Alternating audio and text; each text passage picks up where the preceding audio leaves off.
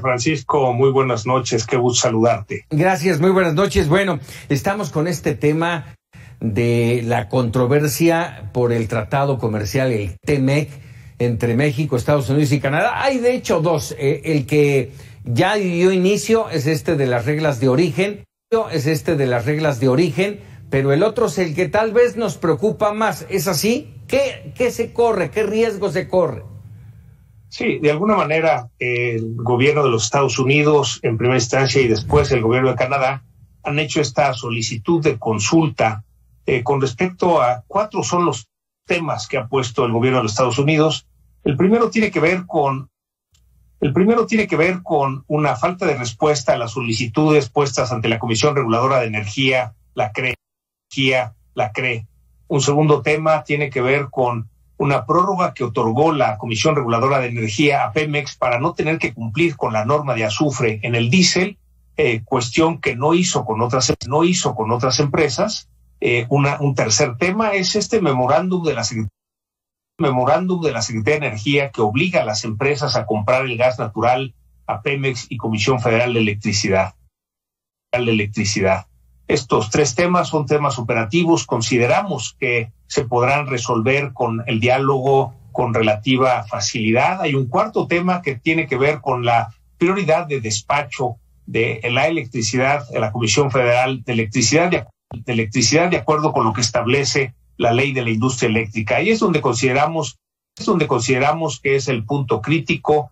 Nos parece que si bien es cierto que los tratados le dan a los países, en este caso Estados Unidos, México y Canadá, la libertad de cambiar sus leyes, incluso su constitución, también establece que si en esos cambios de leyes se afecta alguno de los acuerdos firmados en el Tratado de Libre Comercio, en este caso en el TMEC, como es el de la libre competencia, el mismo trato hacia las empresas extranjeras que a las empresas nacionales, en este caso empresas del Estado. Esperamos que en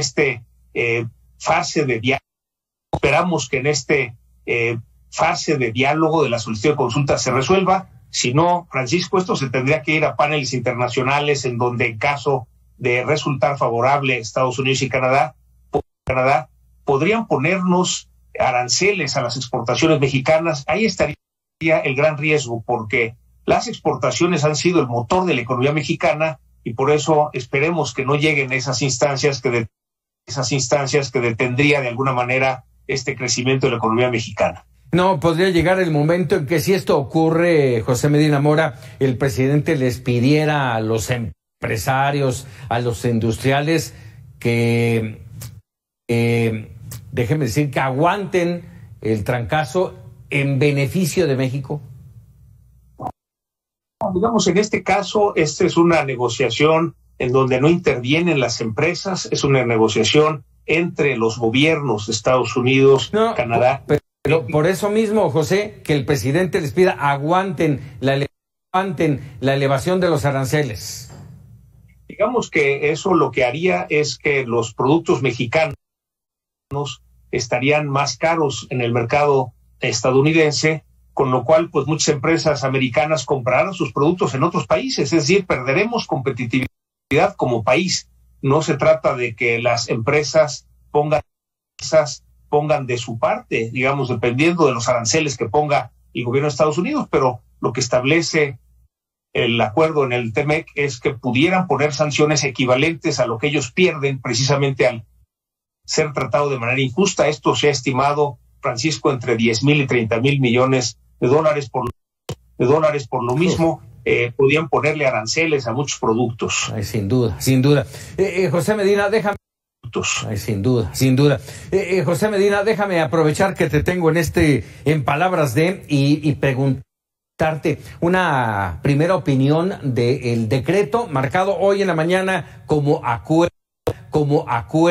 por parte del presidente, en donde buscaría, o bueno, ya de alguna manera lo decretó,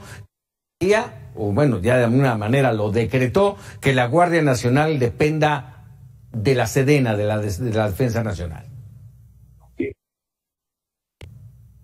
Originalmente, Francisco, el presidente había anunciado que sería una tercera reforma constitucional, y este es el camino que marca la ley.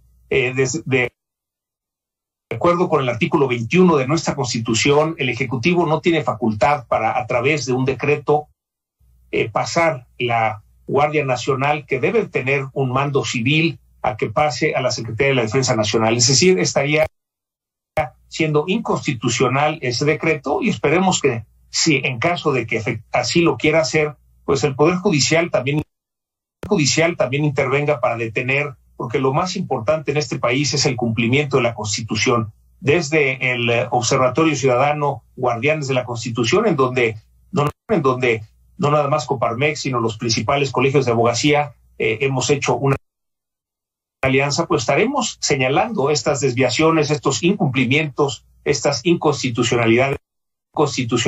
Esperemos que no sea el camino. Vamos, no hay facultades del presidente para un decreto como este. De acuerdo con el artículo 21 de la Constitución, el Ejecutivo no tiene facultades para, a través de un decreto, pasar la Guardia Nacional hacia la Secretaría de la Defensa Nacional. Tiene que haber un cambio en la Constitución, y eso le corresponde. Al Legislativo, no al Ejecutivo. Y en esta división de poderes que tenemos en el país, el camino correcto es que la iniciativa de reforma constitucional pase al Legislativo y ahí se discuta. Si ahí se aprueba, pues desde luego cambia la Constitución y así quedaría, pero no puede un poder, en este caso el Ejecutivo, hacer algo que de acuerdo con la Constitución le corresponde al Poder Legislativo. José Medina Mora, como siempre, muchas gracias. Muchas gracias, Francisco. Muy buenas noches. Muy buenas noches. Y bueno, déjeme decirle que le invito a que al terminar la historia del mundo nos acompañe para opinar. Es noche de lunes para opinar con el tema